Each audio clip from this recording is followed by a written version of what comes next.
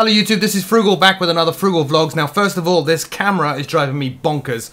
It's the new replacement camera for the other one that broke. I can't figure this one out. I'm going to have to go and replace the camera. So I apologize for the picture being really quite awful. Other than me, I know I'm awful. But anyway, apologize for that. We'll cut away from that soon enough. Second of all, I got to apologize for lack of content. I wanted to have 3 FSX videos up by now. And I kind of made a mistake. What I was doing was I've been working on the Flight 1 Super King Air B200, which is a phenomenal aircraft with a really complex, highly detailed avionics stack. I mean, it's an incredible aircraft to fly. And I thought I had it. I thought I had it nailed. I actually did a live stream on it last weekend. I was ready to go and get this video done. Then after the live stream, I was digging around. I saw actually a comment from Flight 1 who were concerned that I was having some trouble with their navigation system.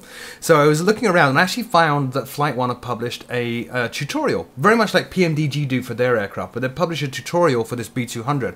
Started reading that and realized I had missed a ton of stuff. I love it when that happens. I'd been flying the B200 very much in a VFR kind of, not VFR, but low level, navigating with normal radials and radios and all this kind of good stuff. Keeping it fairly low level, not really thinking of it as anything more complex than what it is, right? A twin engine propeller aircraft. Turns out, the complexity that is built into that and that is built into the Flight 1 B200 Super King Air avionics stack is such that you could fly it like a jet. You could actually plan your route just like a complex airliner and do some really quite amazing stuff with it. So I kind of went back to the drawing board with that. I'm still working on it. I hope to have that video out this week. I apologize. This is why it takes me so long to get videos done, right? I tend to take my time and find out what I'm doing. So that's the first thing. Second of all, went to Otronicon yesterday here in Orlando, which is a digital media event. They had lots of simulator stuff there. Wasn't really hardcore, deep, high-end stuff. It was more for introducing the general public to things like robotics and simulation. Lockheed were there though, we're prepared. I'm going to be doing a video on that. I got lots of footage of it. I'm going to be doing a video. That was very interesting because while Lockheed were there, Lockheed were not there. What that means is they had a lot of people on the stand wearing Lockheed t-shirts who are employed by Lockheed and work at Lockheed and are very proud to be employed by that company, and that's great. But no one from the Prepared team. Nobody there who could actually talk about Prepared itself in any level of detail. So I kind of got roadblocked there in any questions I had regarding the license, regarding the future of that product. But anyway, good footage all the same. I'll be doing a video on that later on. The other thing that happened this week, which is kind of cool, and that's really going to be the focus of this video, is this.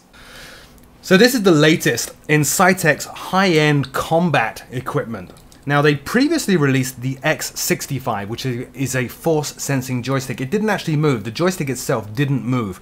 It detected the amount of pressure that you were applying to it and then translated that into a movement of a control surface. I tried it. I personally couldn't get along with it, but it was a really great design, and I loved the throttle. I wish I could have kept the throttle without the joystick.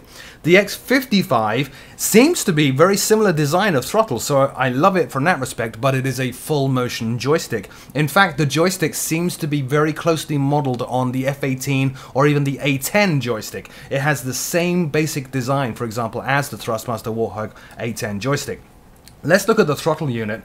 The throttle unit's pretty cool. Each of those throttles, there are 2 throttles there, left and a right. Each of them has a separate USB connection. And I understand from the website, but I could be misleading it, that you can separate them. So you can position them however you want. So if you're a cockpit builder, you can actually separate those 2 throttles, which is very cool.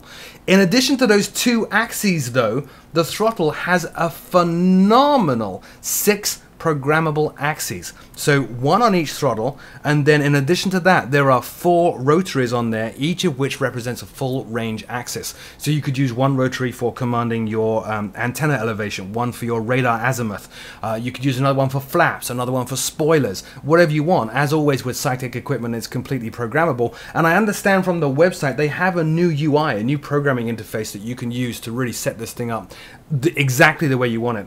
So 6 axes, 5 independent push buttons. Get this, 2 8-way hats. There are 2 full 8-way hats on this, and 7 3-way toggles. Each of those shiny silver metallic switches is a 3-position switch, not simply an on-off. There is a state 1, state 2, and state 3 there. Phenomenal amount of programmability and versatility built into all those buttons and switches and knobs there. It looks amazing. Over on the joystick though, the joystick has me very excited indeed. I'm a little bit of a purist in that I would tend to use the right control for the aircraft. So if I'm flying a Cessna or a 737, I use a yoke, I have a throttle quadrant, everything's good. If I'm flying a combat aircraft, before now, I would go over to my Thrustmaster Warthog and use that. However, if I'm flying something like an Airbus, the fly-by-wire stick on an Airbus is actually quite light and quite easy to use compared to a very, very heavy 8-pound spring or 20-pound spring or whatever it is in the Thrustmaster Warthog. So I would use an entry-level joystick for flying the Airbus. This one joystick can do it all though. You can remove that top part of the joystick to get at the spring underneath. It is supplied with, I think, 4 different springs of different weights. So if you want a very light spring for flying an Airbus, or better yet, more importantly for Froogle, flying a helicopter, you can quickly pop the stick off, put a very light spring on, pop the stick back on and go flying your helicopter without any problem. Then if you want to go jump in an F-16 or an F-18, which is very, very delicate in its controls, pop the top off, put a very heavy spring on, which limits your range of motion, put it back together, and away you go. One joystick to rule them all seems to be the mantra with the X55. Looking forward to it in that. Other than that though, the design of the joystick itself looks very, very similar to an A10 joystick or an F18 joystick. It seems to be modeled in particular after the F18. You have those 3 hats underneath your thumb, so those are 3 8-way hats.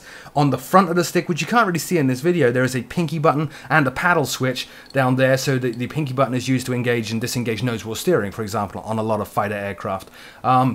On the right hand side of the stick, underneath your index finger, if you move it off the trigger, there's a button there, and also of course the trigger button, and then a weapon release on your thumb as well. Lots of buttons and programmability on the stick. In fact, to give you the full stats, we have 4 available springs, 3 independent axes is key to point out as well, because unlike other sticks like the Thrustmaster Warthog, this has a built-in twist rudder. So 3 independent axes, 1 trigger, 3 push buttons, 1 pinky paddle, 1 pinky switch, 1 8-way point of view hat switch, 2 8-way independent hat switches. So the point of view hat switch there is separated from the other 2 hats that are underneath your thumb.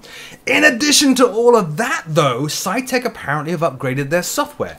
So the software that you use to program Saitek gear has undergone an overhaul for this monster of a device, and you still have 3 modes of operation. What that means is that each independent button, toggle, switch, whatever, can be programmed in 3 different ways depending on the mode that you currently have selected. So an amazing, amazing level of programmability on this joystick, and it is cheaper than the Thrustmaster Warthog. It is apparently going to launch in April, but you can register your interest now. There's a URL that I'm going to be putting on this video right about now. You can go to that URL, register your interest, and pre-order the stick. Phenomenal. Cannot wait to see this. Anyway, as always, my name is Froogle. Thank you so much for watching. See you all soon.